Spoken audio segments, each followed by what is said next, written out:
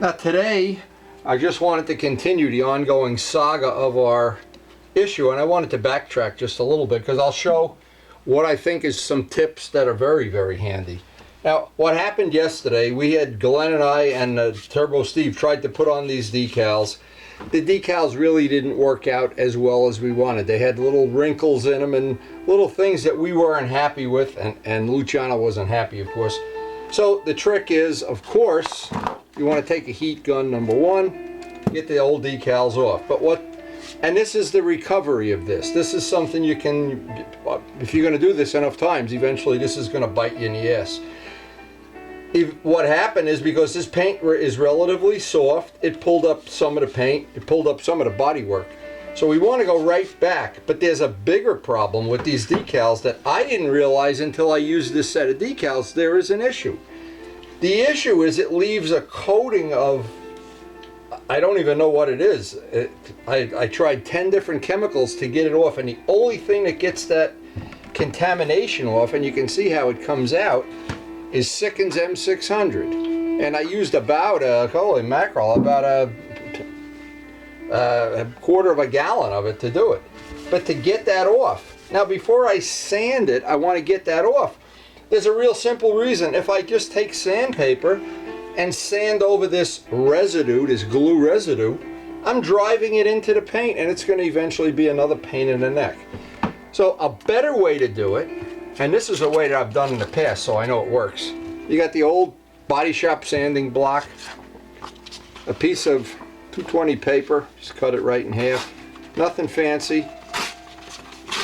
At this point, we just want to do two things.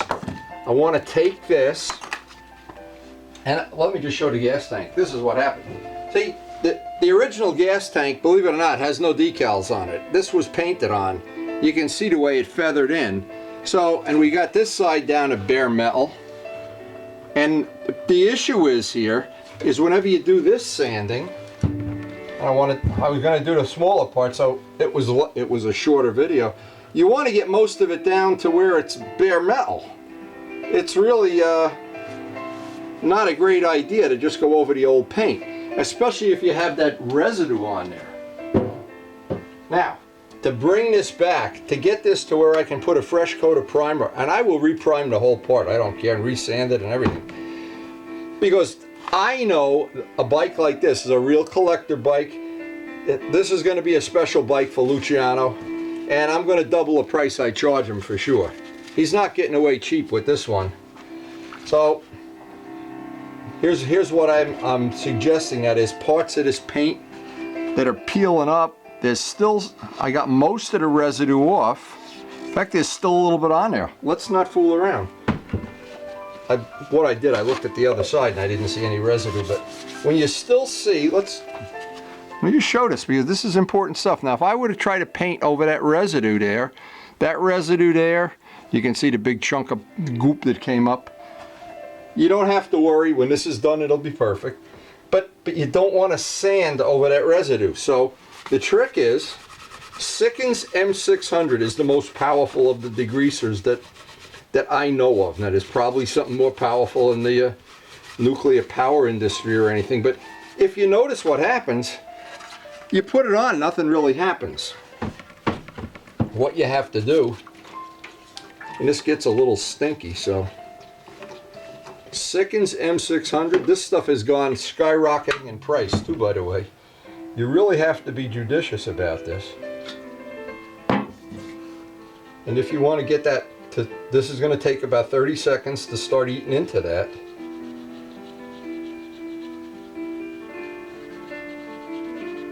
And once it starts eating into that, I can take my good old-fashioned, well, the tools you need to do this kind of work are pretty basic and simple tools. But you go through them like water. You go through a box of razor blades every 2 weeks. Now I can scrape, if you look and see what's coming off. If I were to paint over this, I'd be making a minefield of little time bombs that put the bike out in the sun or whatever, I'm sure. For Luciano especially, who's very, very fussy about everything, as he should be. Every time he rides his bike, he wipes it off and waxes it, and oh my God. Okay, so, but here's what I'm saying. This is the thing I'm trying to pass on. You can't paint over that. That, whatever we want to call it, goobly gotch, gamaguchi. Anyway, now I can take some fresh 600.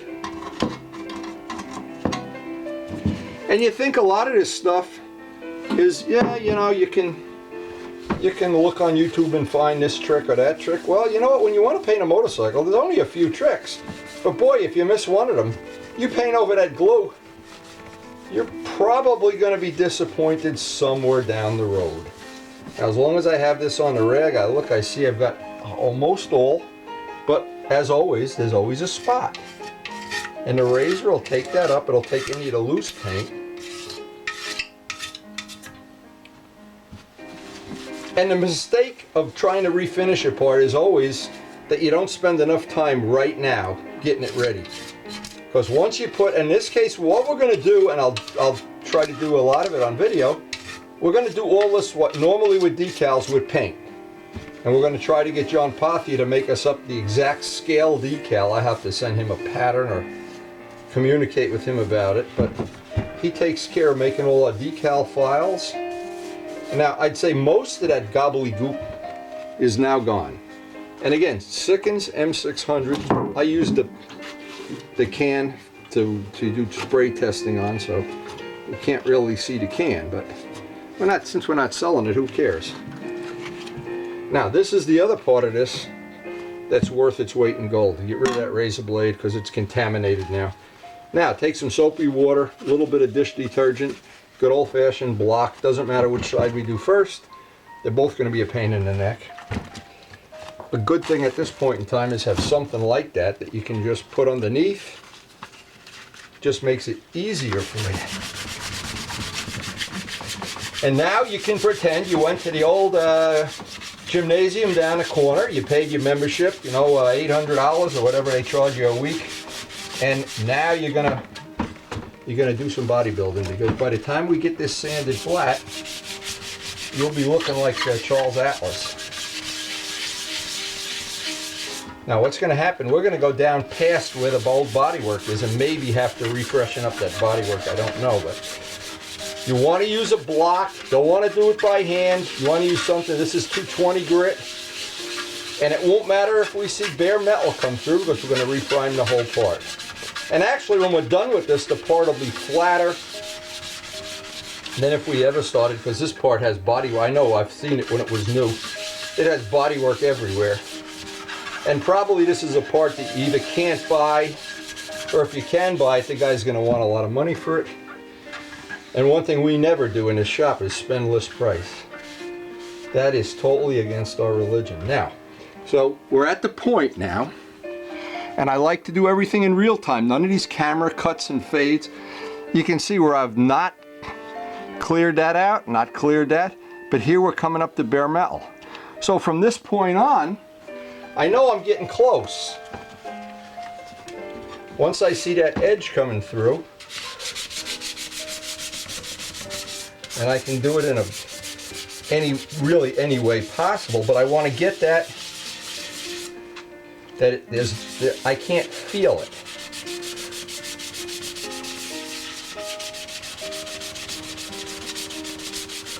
And by the way, I was real happy to hear how many people enjoyed our little train video that we put out there the other day. And this movie about the dog, Hachi. Oh my God, don't miss that movie. Even if you don't like dogs. But everybody, I think everybody I know likes dogs. You'll thank me. Okay, we basically now the trick is I want to do it by feel. Even though I have gloves on, I can feel any spot that's a little rough. I feel right there, it's not exactly the way I want it. Now I can take the sandpaper and turn it. So I'm using a whole brand new edge of the sandpaper. Now I want to cut in on that corner.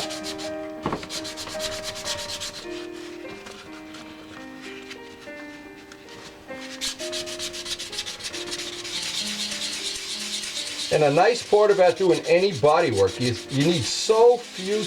You need sandpaper, a cup with soapy water, a block, but the thing you need most is patience. You got to be willing to just spend that extra time Or somewhere down the road you wind up with all kind of little, I call them time bombs for lack of a better word. And by the way, looking at a part like this, you can't see anything. It's best if you just do it all by feel. The feel of your hand, you can do this in the dark. You don't even need to have a light on. We're working on the fluorescent lights, but you really don't need that. That's for sure. But I thought this is one little step. You put those decals on. If you're not happy with them, they're stickers, not decals. I don't know why they call them decals. But what happens is, if you put them on and you're not happy, we were not happy, to be honest. I'm not going to go any deeper than that. I'll let Luciano tell the tale over coffee. But this is our recovery. Now, from this point out, we got that pretty nice now. From this point on, a coat of primer, maybe 2 coats of primer, and block sanding that out. And we'll be right back. I can spray the green the next day, and we will have salvaged the part. You'll never know that we had this problem.